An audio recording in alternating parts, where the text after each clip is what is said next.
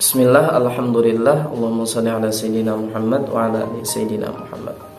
Mustami'in sekalian, Imam Ghazali dalam kitab Ihya Ulumuddin memberikan cara kedua agar kita mudah mengeluarkan sikap sabar saat kita ditimpa suatu musibah.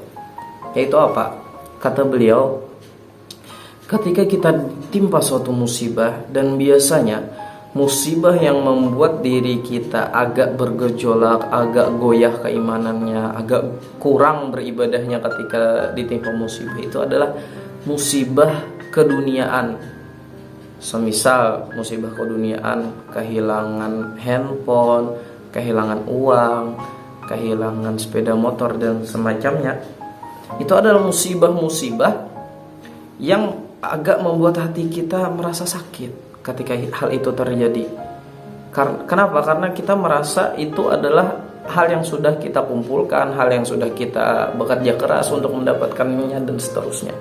Kata Imam Ghazali dalam kitab Ihya Ulumuddin, ketika kita tahu bahwasanya kita sedang ditimpa musibah keduniaan, maka yang memudahkan sifat sabar itu keluar adalah kita harus meyakini bahwasanya Allah lebih memilih musibah itu di sisi keduniaan, tidak dalam sisi agama. Artinya, musibah ini bukan musibah yang sifatnya keagamaan. Musibah yang sifatnya keagamaan apa? Semisal keimanan yang hilang, Islam yang hilang, semisal lagi tidak lagi suka untuk sembahyang, tidak lagi suka untuk bersedekah, itu yang Allah cabut, itu yang Allah hilangkan. Itu adalah musibah yang lebih besar. Kenapa musibah keagamaan itu lebih besar? Karena kalau musibah dunia hilang, semisal uang hilang, walaupun 100 juta hilang, itu masih bisa kita cari. Karena uang saja yang hilang, nyawa kita tidak hilang.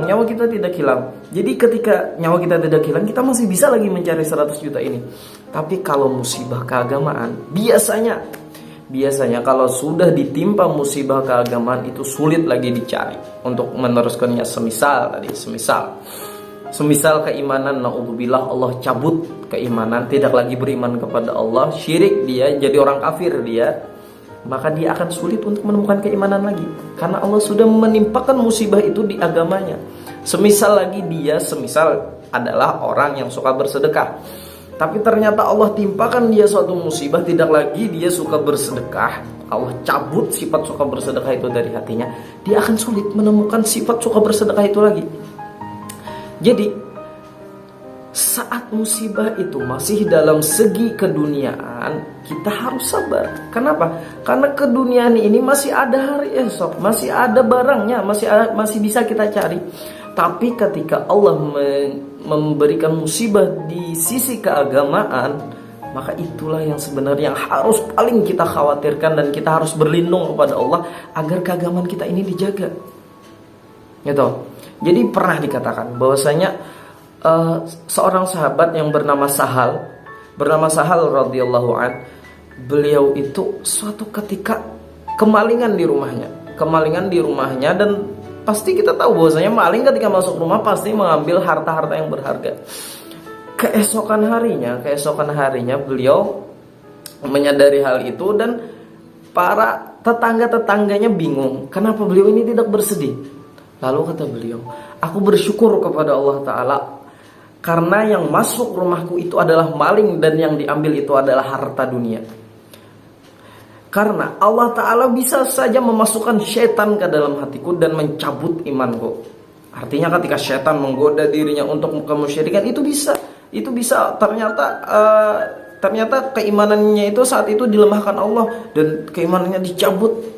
Itu adalah musibah yang lebih besar. Kata Sahal, selama yang hilang itu adalah harta, maka aku merasa itu tidak apa-apa dan mudah saja untuk bersabar. Tapi ketika yang hilang itulah adalah di aspek keagamaan, semisal keimanan tadi yang hilang, maka itu adalah hal yang sangat luar biasa besar dan sangat sulit untuk ditemukan kembali.